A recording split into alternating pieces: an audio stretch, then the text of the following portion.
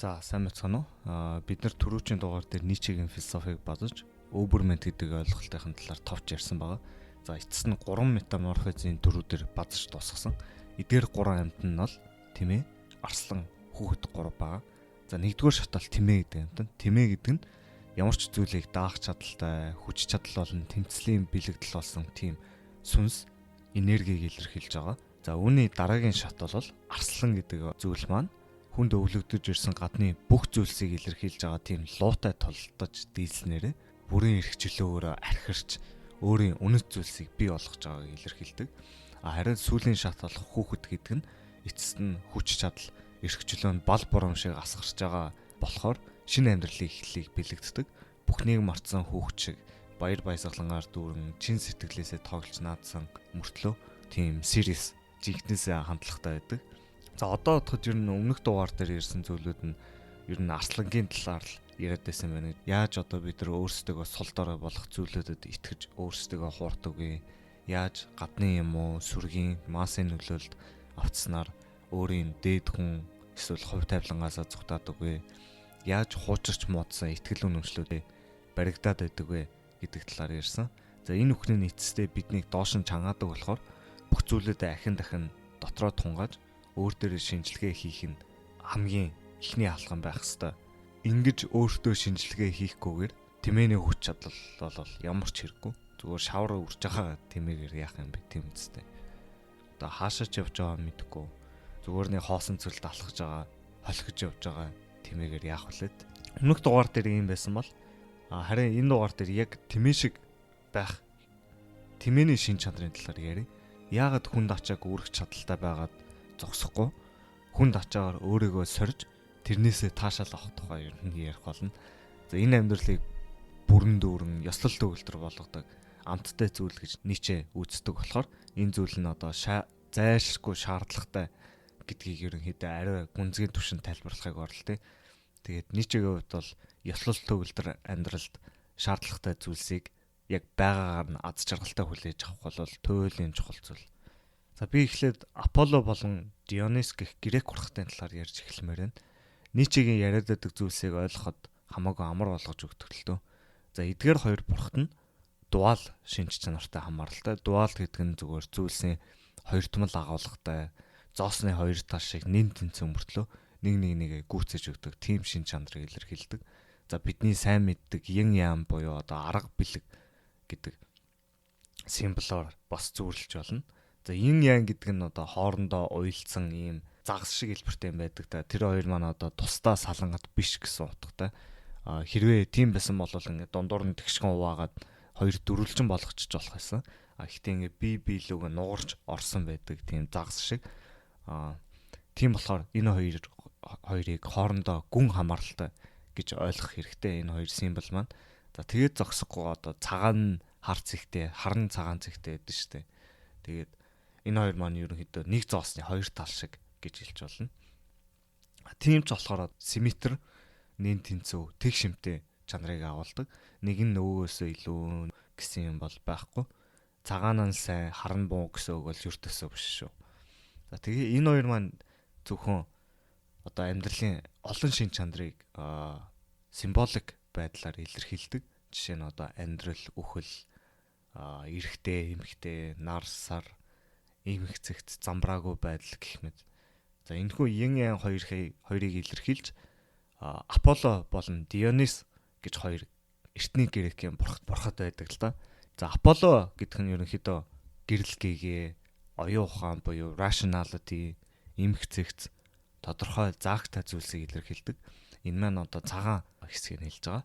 За Дионисыг төлөөлдөг зүйл нь төнөр харахгүй, оюун ухаан байхгүй буюу irrational, замбраагүй, тодорхой зааггүй зүйлсийг илэрхийлдэг. Энэ бол хар хэсэг нь хэлж байгаа.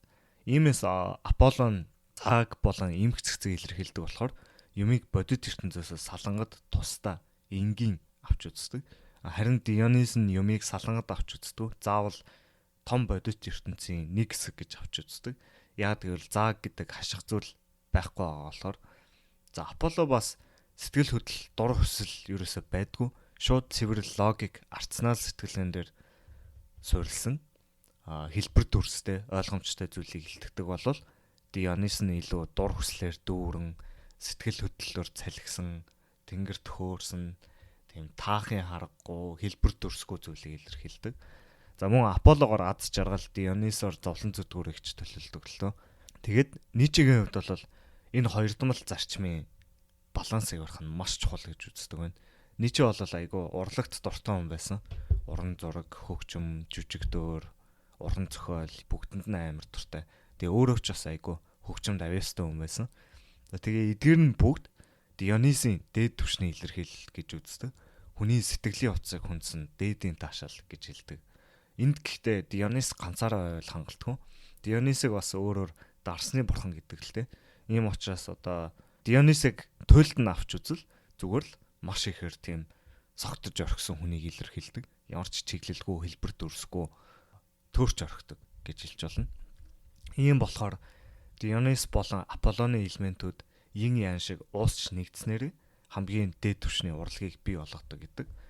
Ницшегийн хэлснээр бол урлаг бол хүн төрөлхтний дээдийн ажил хэрэг бөгөөд энэ амьдралын хамгийн тохиромжтой метафизикийн үйл хэрэг юм гэж хэлсэн байдаг.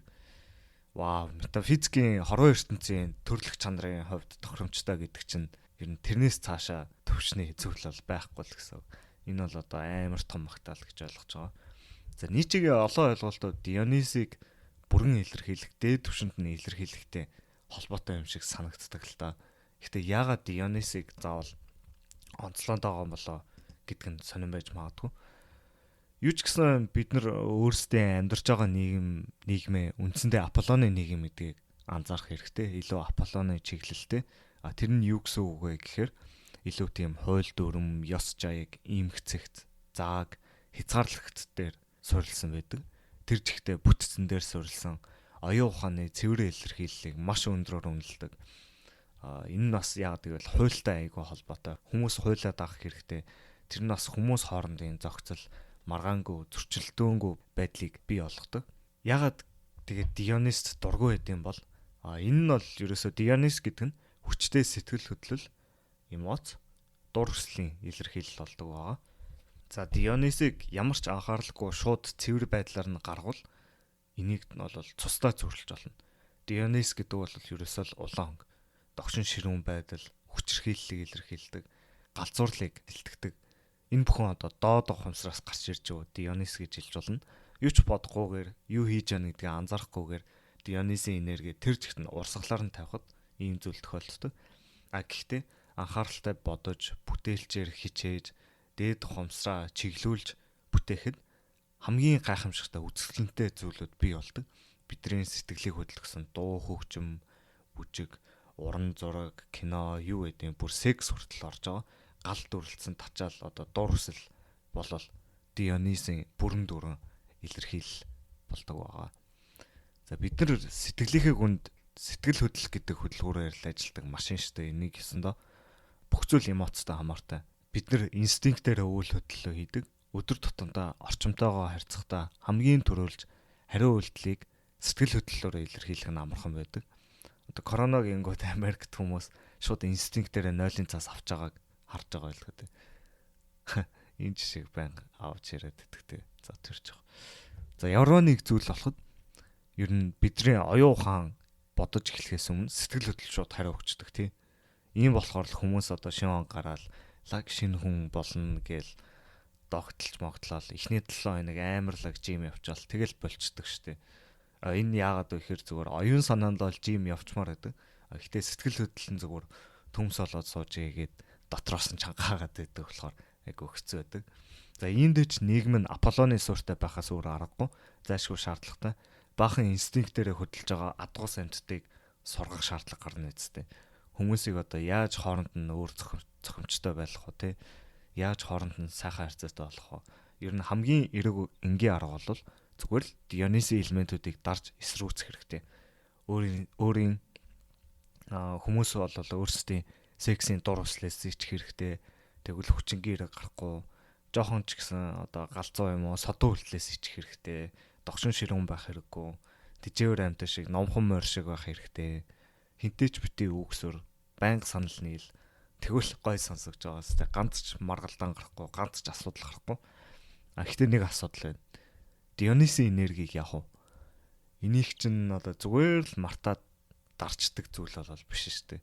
Эрт дээр балангарын үеэс эхлээд бидний өвөг дэдс бүжгэлж, дуулж, хөгжим тоглож өөрсдийн дотоод инстинкттэйгээ айгүй ойрож ирсэн юмсыг шууд бусаар биш символик бэлэгдлийн шинж чанараар зүүн сонгоор ойлгосоор ирсэн. Бидний дотор өвлөгдөж ирсэн энэ Дионисын энерги ямар нэг байдлаар гадагшаа илэрхийлэлээ олох хэрэгтэй. Яа гэвэл бид чинь яг ухтаа болол сэтгэлийн амьтад шүү дээ. Дионис болол бидний гол цүн гэж хэлж болно. Нийгмээс олон нийтэд одоо сэтгэл зүй, одоо сэтгэл хөдлөл Дионис энергид нь хүрч байгаа зүйлүүдийг харъя л да. Бүгд л доод хумсрын бидний таашаалт дуртай мичин дархийг мөлжиж байгаад нэг тийм мөнгө хийх зорилготой байдаг. Нэг сайхан нүд салгамааргүй гялалцсан зар сурталчилгаанууд, сошиал медиа, порн, арх тамхи юу гэдэг. Эсвэл одоо бидний айдсыг шууд ашигладаг улс төр янз бүрийн сүрэл өвчин зовлонгийн мэдээ болвол бид нарт амар хүрдэг. Чи энэ юмыг хөдөлтөж авахгүй бол ийм юм болно доо гэвэл тэгэл айсандаа ер нь тэр юмыг нь худалдаад авчдаг. Ер нь оюун санааны чинь фильтрээр орохгүй сэтгэлийн хөдлөлийн доод тархилуучин шууд орж ирж байгаа гэсэн үг. Тэгэл дуусаа. Ерсэн амархан. Бид нар буцаад л ер нь сарамгчин болчлоо л гэсэн үг. Одоо сайхан хуучны амтналаг араатналаг цаг үеэрээ эргээл орчлоо гэсэн үг. Лаг өндөр хөвгчлөлтэй гэсэн нэртэй сарамгчингууд л гэсэн үг шүү дээ. Нэх робот шиг нэг тийм киборд нүдсэн дэлгэцэрсэн утсаа скролцсон сарамгчд байхаа ер нь болцгой л доо. Хэрэгтэй хэрэггүй юмар тархиа баахан дүүргээл ээл өдөржингөө нөгөө юм оролцохоор залхуу нь хөрнө. Юм л олол гомдлол гонгисэн жоох хүчиг болж хуурдаг. Ер нь би өөрийгөө анзаараад хахад хэр их медиа хэрэглэн тэр хэмжээгээр тэр өдөртөө айгу онцгой мүүдтэй явдаг. Амар олон цаг шаал хэрэггүй зүйл хийснээр дараа угаасаа новчин мэдрэмж төрөх нь аргагүй шүү дээ. Зүгээр л одоо өөрийнхөө хариуцлагаас цугтаагаад амьдралаас цугтааж байгаа хэрэг болохоор тэгээд миний хувийн зөвлөгөө бол ер нь зүгээр өөдөө тавил сошиал медиа хэрэглэлийнхээ орно зүгээр цонхоор харах юм уу эргэн тойрны ажиллах зүгээр л юу ч хийхгүй байхад зүгээр шүү дээ. Орон дээрээ хөвтөл дэшээ хаан ширтээ хөвтгөн зүгээр тархиа амрааж хэрэгтэй жоохон мөрөөдөж суух хэрэгтэй тэгж хэлмээр байна. За тэр ч яах. За ийм болохоор Дионисын энерги дээд төвчний бүтээлч илэрхийллийг олох хэрэгтэй. Энэ бүхэн юу гэсэн үг болохыг мэдэж байна уу? Энэ бол зовлон гэлж байгаа. Хөлсөө гаргахыг хэлж байгаа. Хэцүү зүйлүүтэй нүүр тулахыг хэлж байгаа. Одоо yin yang гэх дуал чанар шиг хэрвээ бүрэн дүүрэн аз жаргал гоо сайхнаар бэлгсэн хамгийн дээдийн жаргалыг мэдэрмээр байвал тэр хэмжээгээр зовлон зүдгүүр төрнөр гарах гүн авцалтыг алхах хэрэгтэй. Эцэст нь одоо чи хоёрдмол чанараа бүрэн эзэмшснээр амьдралын сайн мууг арга бэлэг шиг нэгтгэж амьдралд асуудалтай, зовлонтой тийм муухай үедээ хүртэл амттай санагдаг. Энэ бол Ницшегийн amor fati гэдэг зүйлийн илэрхийллийнх нь нэг хэлбэр л дээ. Гэхдээ одоо надаас асуух байх л та. Бат өглөө чи юу ч мэдэхгүй байна. Нэг л сайхан юм яриад байгаа худлаа бүлт өсрөөл амьдрал ямар хатуу гэдгийг мэдэх үү? Яг цагаадлахаар зовлон гэдэг чинь амар штэ. Балиар зовоосон мэдрэмж чамаа ингээл бүхий л бие сэтгэлийг чинь бүрхэн хочиж чамайг дарчлаа нэг боддоо. Энэ хороод л хий зовлон гэдэг заван зүйлээс ангичрах хэрэгтэй штэ гэж хэлэх юм бол би харин тийм ээ нэрээ энэ хачин зовлон зүдгүр гэдэг энэ тэний юмыг арилгачих юмсан бурхан ёстой өөдгөө хог юм аа хүн төрлөختөнд хайргун бах та ийм балиар юм бид нарт өгөөд тэгээгүй бол бүгд сайхан сэтгэл хангалуун төмс болохгүй юу тэл гэж хэлмээр байна. Зовлонгоос цугтаагаад яаж ч цугтаагаад нэмэргүй. Зовлон гэдэг нь ус агаар л гэсэн үг. Угаасаа л бурхны төлөвлөгөө. Энэ нь чамайг хаа явсан газар ч сүүдэр шиг дагаал явах болно.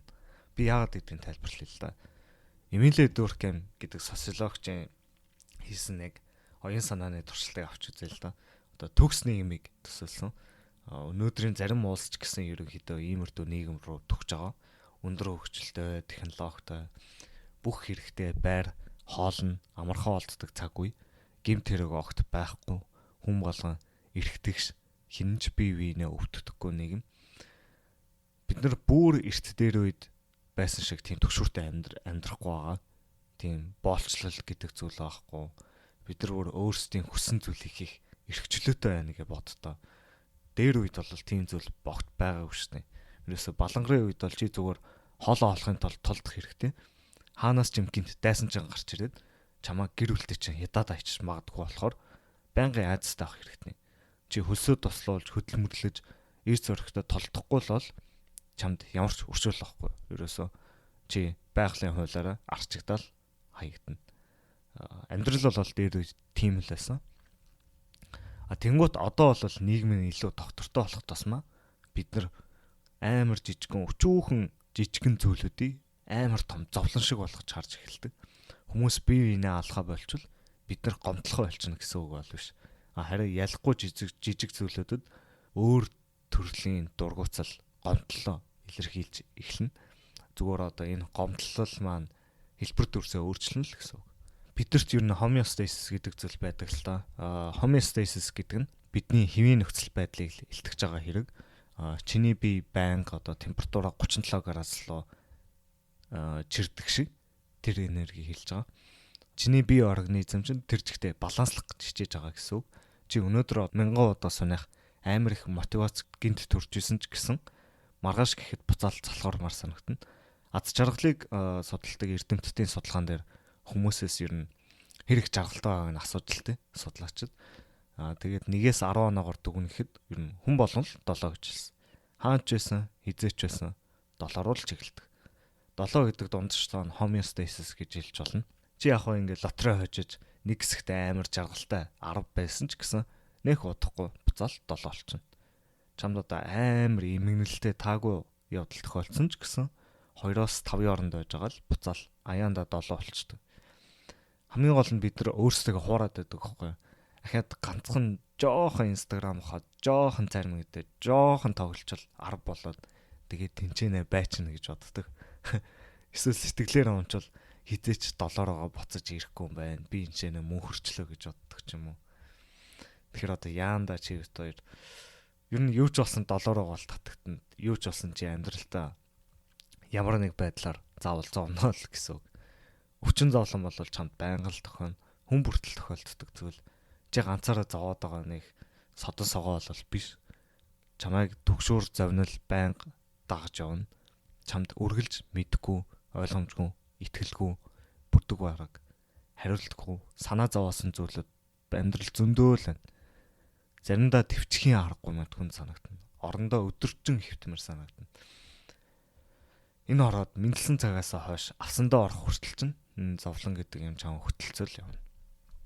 Зовлон байгаагаар нь хүлийн зөвшөөрхийн оронд үзэн ядах юм уу, чихүүцэх юм уу, цугтаах гэж оролдвол остоо нэрэ буцаж бүлтээж гарч ирээл чамааг улам хүчтэйгээр өвтөх болно доо л гэж хэлье.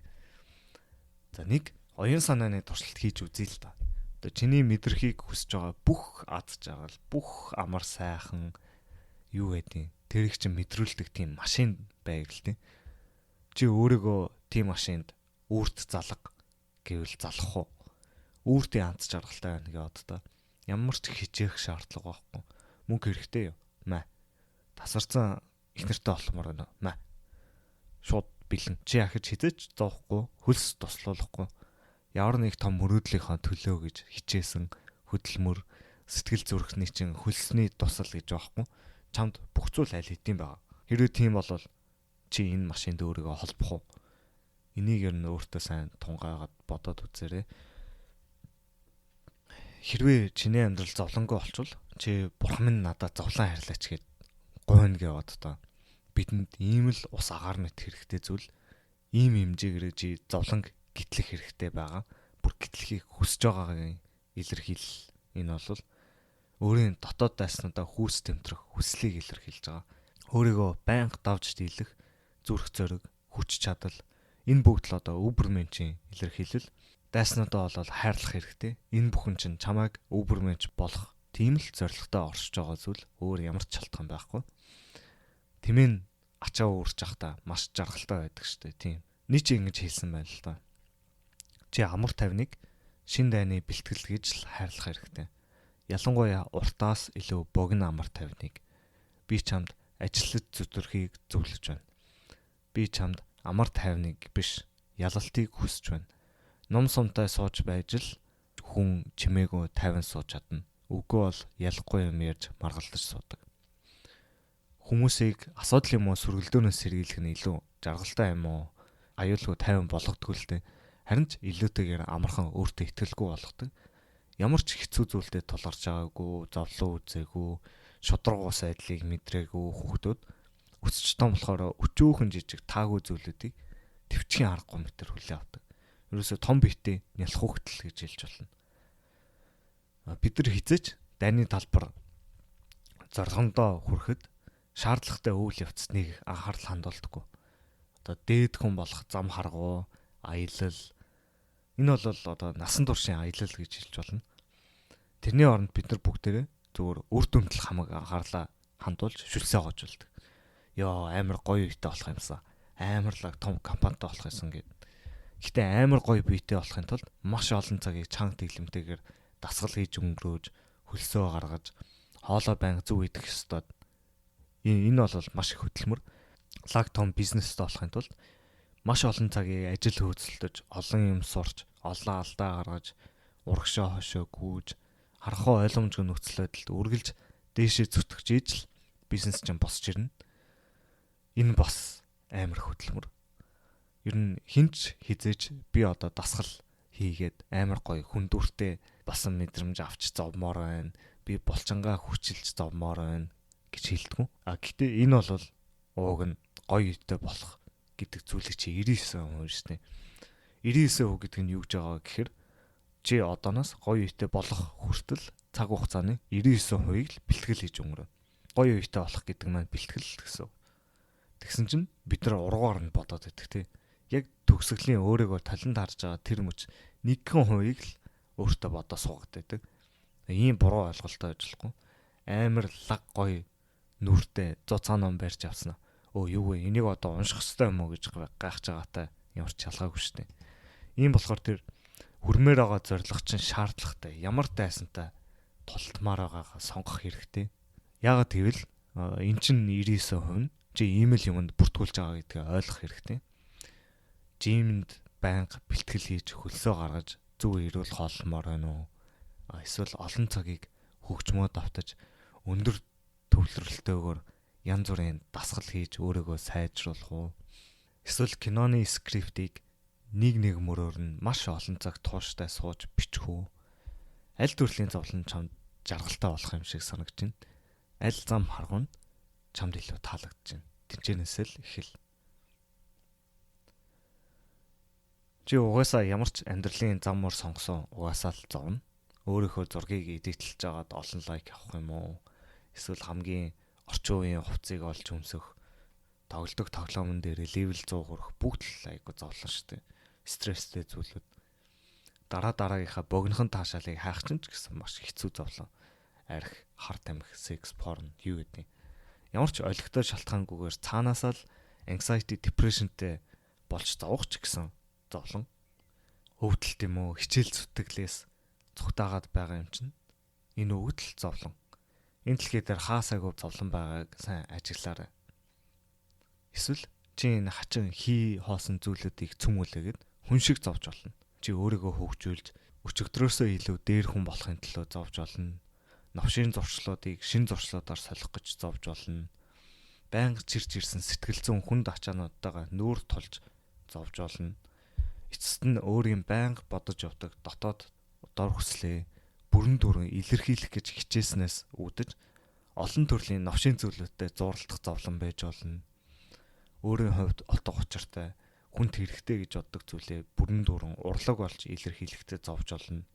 Угаасаа л зовх юм чи айтайхан шиг утга учиртай зовцгоо л доо тийм эцэснэ. Хүн шиг л зовх хэрэгтэй шүү дээ. Нийче бол биднийг байж болох хамгийн сайн дааснаа л олж гэж хэлнэ. Нийчегийн хэлснээр бол өөрийгөө төвчин барьж өнгөрөх нь их зоригтой үйл хэрэг.